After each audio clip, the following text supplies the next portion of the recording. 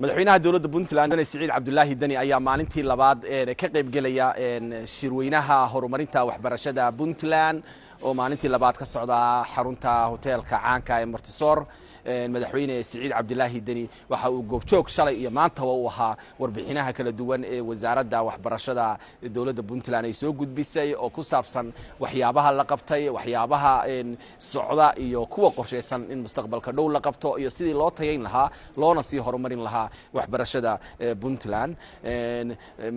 maanta waxa aad loo soo bandhigay doodo la xiriira waxbarashada iyo waliba isbedeladii Puntland laga soo maray waxbarashada markii dalku uu burburay kadib oo ay dhisantay Puntland iyo maamulada kale ee dalka ka jira sida marba marka ka dambaysa ay marxaladaha kala duwan ee waxbarashadu soo mareysay caqabadaha iyo fursadaha jira marxaladaha laga soo gudbay iyo waxyaabaha muhiimka ah in mustaqbalka la sameeyo madaxweynuhu wuu bogaadinayaa wasaaradda waxbarashada iyo mas'uuliyiinta heerarkeeda kala duwan ee waxbarasho ee Puntland iyana shirka ka qayb galaya iyo waliba hay'adaha la shaqeeya wasaaradda waxbarashada iyo martida kale ee ka qayb galaysa waxaana uu rajaynayaa in shirku insha Allah oo birito ay tahay qorshuhu in uu soo dhamaado oo dabcan madaxweynuhu shalay tadaa furay maantana waqti siiyay oo maalintii labaada biritana ay qorshuhu tahay insha Allah inuu isagu soo xiro si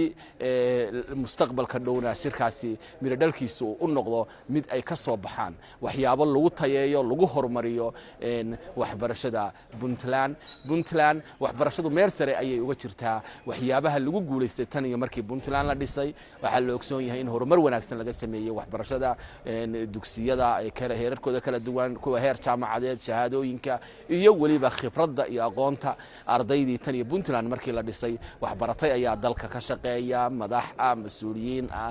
qaybaha kala duwan ee shaqooyinka dawliga iyo kuwa arrimaha bulshada ka shaqeynaya waxa Puntland ay kamid tahay waxbarashada meelaha looga daydo tanna laakiin waxay tahay mid lagu sii horumarinayo intaasi waa in looga sii dhawaado la sii tayeeyo mustaqbalkaasi horumar wanaagsan looga gaaro waxbarashada Puntland